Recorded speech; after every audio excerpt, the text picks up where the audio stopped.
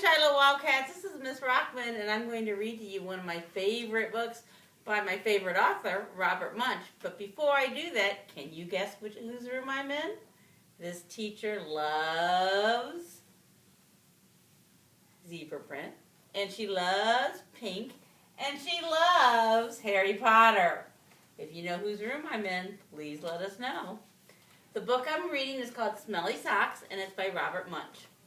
When Tina wanted new socks, her mom took her to the only store in town. This store only has black socks, said Tina. Can we please go across the river and get some really good socks? We can't drive across the river because there's no bridge here, said Tina's mom. You know it is a long, long, long way to the only bridge. And besides, we don't have a car. They're in a dilemma. So Tina went to her grandfather and said, can you please take me across the river in your boat? I want to buy some really good socks. The motor's not working on the boat, said her grandfather. Row, said Tina. We can row. I will row and you can sit in the back of the boat. You will row, said her grandfather. Yes, said Tina. Rowing is easy. So Tina got into the boat and rowed very slowly. Splish, splash, splash. And the boat went in slow circles. Swish, swish, swish. Tina rowed fast. Splash, splash, splash, splash, splash.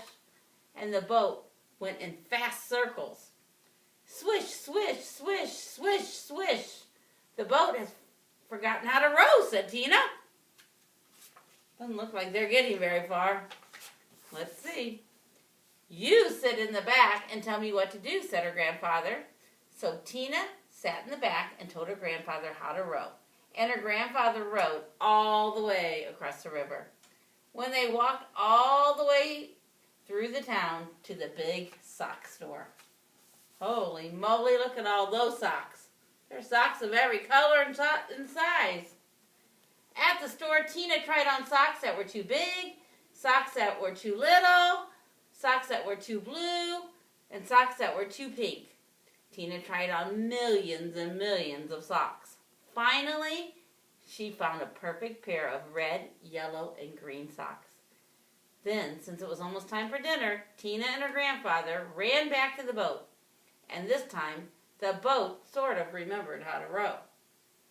Tina rowed round and round and round and still got to the other side. When they got back, Tina ran home and yelled, socks, socks, wonderful socks. These are the best socks I have ever seen in my life. Grandpa rowed me all the way across the river to get these socks. I am never going to take them off. Never? Said Tina's mother. Never, said Tina. Uh-oh, said Tina's mother. So Tina wore her socks for a long time. She wore them for 1, 2, 3, 4, 5, 6, 7, 8, 9, 10 whole days. Her mother said, Tina, I know you love these socks. Just let me wash them real quick. They will start to smell if you don't get them washed. Socks, socks, wonderful socks, said Tina. I am never, never going to take them off. After Tina wore her socks for 10 more days, the kids at school said, Tina, what a smell! Change your socks! Socks, socks, wonderful socks, said Tina. I am never, never, never, never, never going to take them off. Whew, you can even see the smell coming off of them.